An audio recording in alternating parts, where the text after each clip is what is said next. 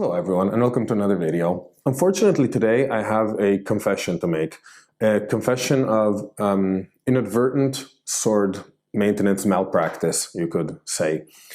And this is visible on this sword. This, you may recognize it, is the Nueva Granada briquet I talked about in a video about a month ago. And just a couple of days ago I realized to my horror that in the time between making the video, so within a few weeks, let's say maybe a little more than a month, and today I had this giant splotch of rust on the sword. So what happened is I put this sword and a couple of others on a side table just as a convenient place to display them, and over them, or like next to them, is a pretty big plant. And what I did not realize was that this plant actually occasionally drips. So the leaves were obviously over the blades, unfortunately, and they occasionally dropped a couple of drops of water onto this blade specifically. And unfortunately, some drops then bounced on other blades as well. And in the course of just a few weeks, this is what that was able to do.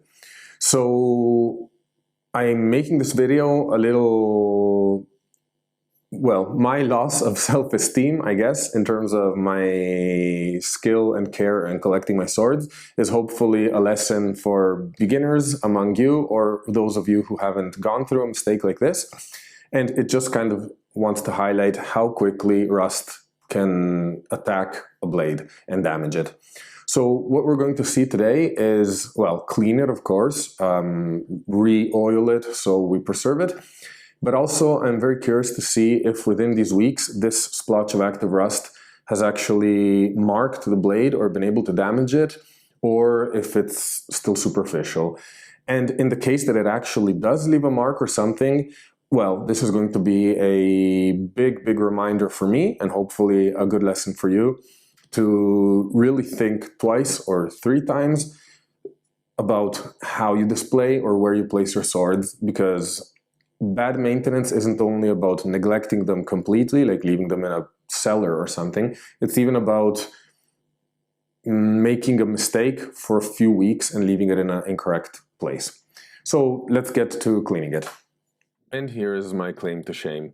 So before I start, let me just say I'm voicing over this section of the video because the audio didn't record, and unfortunately cleaning these videos where I clean or restore them, I can't re-record, so I have to voice over. Anyway, I'll be using the usual kitchen sponge here, some ballistol to begin with, and then possibly autosol, most likely. So here we go. The first rub with the sponge is just to remove the actual active rust dust and see what the situation is underneath. So we can see a bunch of dirt or rust already came off there. It stained the sponge already. And we can actually see a rather unpleasant stain there.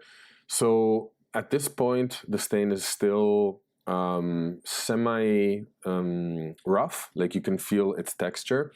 The more you rub this kind of stain, either with autosol or with the oil, eventually it'll smoothen off and become more of a simply of a color stain on it. And in fact, you can see here now with the abrasive section of the sponge, that's the texture, like the rust is actually being removed completely. So now the stain is becoming less and less visible. You can still see it there, of course, but you can see I've removed all of the oxidized steel from there. So a little bit of aggressive cleaning here. It's not an issue on this kind of blade because it's already rather marked and everything. Not that I want to mark it more, but it's not like a mirror polished, perfect condition blade where even a small scuff is going to be visible. And as you can see, even just with a little bit of oil and a little bit of vigorous work, the stain is not disappeared completely. Like, we know it was there because we saw it. But if you found the sword in a store or something, it would just be, it would very well blend in with the rest of the markings and like aging of the sword. This, by the way, I think also should tell us something about being really careful about judging a sword by its look of aged look, because it really takes very little to stain a sword and make it look like it went through decades or perhaps a century or two of life. So this is just a disclaimer. Don't look at a sword and think that just because it looks rough or a little stained, it must be antique. Anyway, what I'm doing here now is running a little bit of Autosol on it.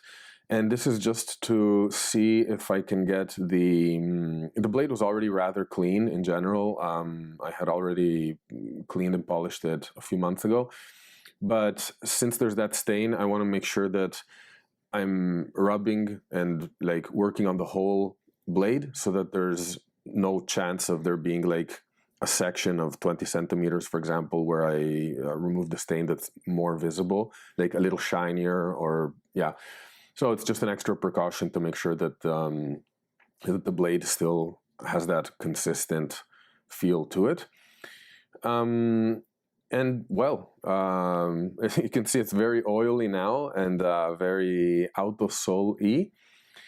But I think we can already say with certain amount of confidence that this stain that we had, this rust mark, did not leave any permanent traces. So this is really good, but don't get complacent with it just because, hey, rust, address it right away as soon as you see it, basically. So here's just another little bit of rubbing on the blade, making sure.